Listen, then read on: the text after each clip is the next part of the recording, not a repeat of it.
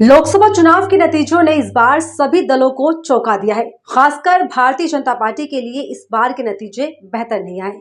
भले ही आंकड़ों में भाजपा को ज्यादा सीटें मिली हो, लेकिन सरकार बनाने के लिए भाजपा अकेले बहुमत से अभी भी काफी दूर है। भाजपा जहां चुनावी परिणाम आने से पहले बड़े बड़े दावे कर रही थी, 400 पार का नारा दे रही थी, वहीं नतीजों के आने के बाद भारतीय जनता पार्टी की सारी उम्मीदों पर पानी फिर गया है। अब आलम तो ये हो चुका है कि इस बार भारतीय जनता पार्टी को सरकार बनाने के लिए नीतीश कुमार और चंद्रबाबू नायडू का सहारा तक लेना पड़ रहा है। साथ ही ये भी डर सता रहा है कि कहीं इन दोनों नेताओं ने भाजपा का दामन छोड़ दिया तो बीच रास्ते में ही सत्ता से हाथ धोना पड़ सकता है। अब भले ही सरकार बनाने के लिए भारतीय जनता पार्टी नीतीश कुमार और चंद्रबाबू नायडू का साथ ले रही हो, लेकिन अभी फिलहाल की अगर हम बात करें तो इन दोनों नेताओं ने ऐसी मांग रख दी है जिसमें भाजपा के खेमे में टेंशन बढ़ गई है। दरअसल शपथ ग्रहण से पहले ही भारतीय जनता पार्टी के अंदर मंत्रिमंडल को लेकर खलल पड़ना भी शुरू हो गया है। मंत्रिमंडल विस्तार ने भाजपा की टेंशन को और ज्यादा बढ़ा दिया है और इसे लेकर बैठकों का सिलसिला भी लगातार जारी है। ऐसे में कुछ रिपोर्ट्स में दावा किया जा रहा है कि नीतीश कुमार और चंद्रबाबू नायडू ने अपना डिमांड पत्र सौंप दिया है, जिनमें कई मंत्रालय मांगे गए। अब मोदी 3.0 में किसके पास कौन सा मंत्रालय रहेगा और बीजेपी खुद अपने पास कौन से मंत्रालय रखेगी, इसको लेकर कयास लगाए जा रहे हैं। आपको बता दें कि एनडीए में शामिल टीडीपी, जेडीयू, शिवसेना, शिंदे गुट और एलजेपी जैसे दल शामिल हैं। इनकी तरफ से अलग अलग मंत्रालयों की डिमांड भी की गई है। हालांकि एनडीए गठबंधन में शामिल भले ही इतने दल हो, लेकिन एनडीए में शामिल इन सभी दलों में सिर्फ दो दलों की सबसे ज्यादा चर्चा हो रही है, जिसमें से एक जेडीयू और दूसरा है टीडीपी। रिपोर्ट्स के मुताबिक नीतीश कुमार ने बिहार को विशेष राज्य का दर्जा देने के साथ 12 सांसदों के हिसाब से 3 मंत्रालय मांगे हैं। नीतीश कुमार रेल, कृषि और वित्त मंत्रालय चाहते हैं। रेल मंत्रालय उनकी प्राथमिकता में। वहीं टीडीपी ने 3 कैबिनेट मंत्री और 1 राज्य मंत्री के साथ साथ लोकसभा अध्यक्ष का पद भी मांगा है।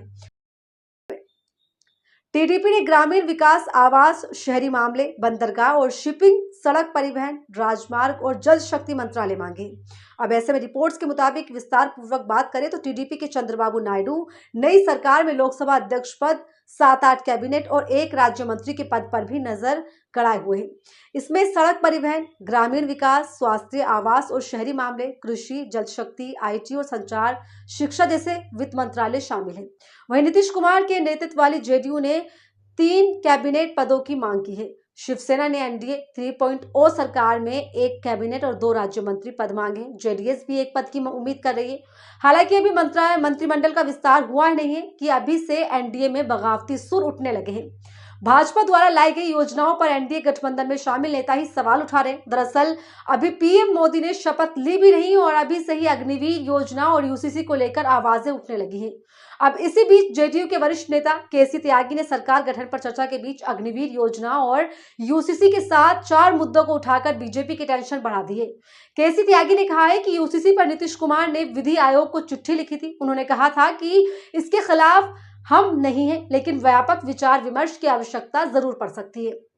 हालांकि इससे पहले केसी त्यागी ने कहा कि बिहार में हम एक बड़ी ताकत के रूप में लंबे समय से कार्यरत हैं। नीतीश कुमार ने जिस तरीके से गुड गवर्नेंस के जरिए वहां समाज के बड़े तबकों का समर्थन हासिल किया, उसकी बानगी कई बार जनता के सामने आ चुकी है। महिलाओं का सशक्तिकरण, महिलाओं का सभी विभागों का आरक्षण, जो वंचित समाज के लोग हैं उनकी व्यापक हिस्सेदारी, बिहार से भी हम लोगों ने एनडीए का जनाधार बढ़ाया है। एक बार फिर हम एनडीए के मजबूत हिस्सेदार के रूप में उभर कर आए हैं। न सिर्फ एनडीए के नेता बल्कि विपक्षी गठबंधन भी अब इन योजनाओं को लेकर पीएम मोदी और भाजपा को लगातार घेरने का काम शुरू कर रहे हैं। ऐसे में अग्निवीर योजना को लेकर सपा प्रमुख अखिलेश यादव ने भी बात उठाई। उन्होंने कहा कि हम अखिलेश यादव ने अग्निवीर योजना को लेकर भी बात की और कहा कि समाजवादी पार्टी इस सिस्टम को कभी स्वीकार नहीं कर सकती। उन्होंने साथ ही ये भी कहा, खुशी की बात है कि इस बार विपक्ष मजबूत होगा, इस बार विपक्ष की आवाज नहीं दबेगी। ऐसे कई महत्वपूर्ण फैसले हैं जो जनता के सामने प्रस्तुत किए गए। सबसे बड़ा सवाल अग्निवीर नौकरियों का है। समाजवादी पार्टी कभी भी अग्निवीर व्यवस्था को स्वीकार नहीं कर सकती। आपको बता दें कि भले ही एनडीए गठबंधन के नेता सरकार बनाने की बात कर रहे हो, लेकिन अभी भी इंडिया गठबंधन को लेकर यह अटकलें लगाई जा रही थी कि अगर नीतीश कुमार और चंद्रबाबू नायडू पलटी मार देते हैं तो सरकार इंडिया गठबंधन की ही बनेगी। तो चलिए, राजनीतिक उठापटक तो चलती रहेगी, लेकिन इस बीच नजर डालते हैं देश की सियासत में नीतीश कुमार की चर्चा और उनके दबदबे और उनके रवैये की। दोस्तों, एक समय पर अपने दमदार शासन के लिए नीतीश सुशासन बाबू कहा जाते थे, लेकिन समय के साथ उन्हें एक और खिताब मिला, पलटू राम का। कहा गया कि वो बार बार अपना राजनीतिक स्टैंड बदलते हैं। इस जनवरी में नीतीश कुमार एकदम आरजेडी और इंडिया ब्लॉक में रिश्ता तोड़कर एनडीए में शामिल हो गए। नीतीश वैसे तो आरजेडी के सपोर्ट से ही बिहार से के सीएम बने हुए थे, लेकिन नाता तोड़ने पर भी इसका फर्क नहीं पड़ा।